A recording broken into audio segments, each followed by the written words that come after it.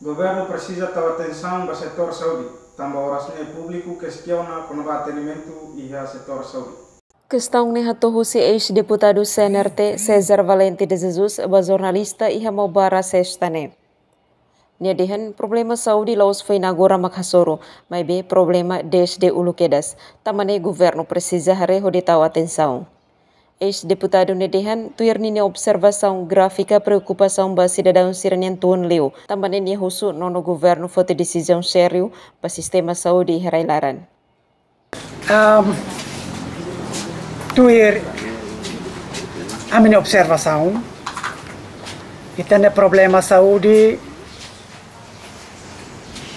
laos desde foi moço mas bem não é grave e que não é grave desde primeiro governo e tinha um sistema mais que esse sistema ainda que tarefa categoria belo orienta e o objetivo ainda não é lori tani cidadão toma ba mori sida saudável também tem com saúde mas realidade está mais to falia no governo mas que está foi em frente a fazer situação de incerteza e tem saúde nem incerteza também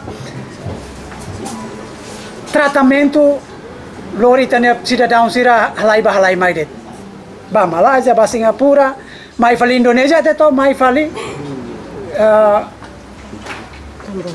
atambuai da que Indonesia ne atliu ninia nível be classificação be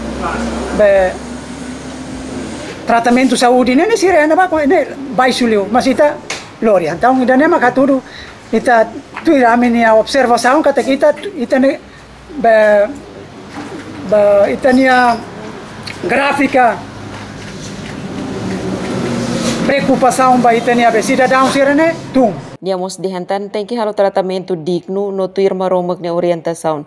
Tambanin ni husu primeiro-ministro atu hare asunto saúde. Nunemos veteranos Roberto Nunes Ramahana husu ba governo atu tahu atenção ba setor saúde. Nune bele fo atendimento diak ba povo iharai dobeng idane.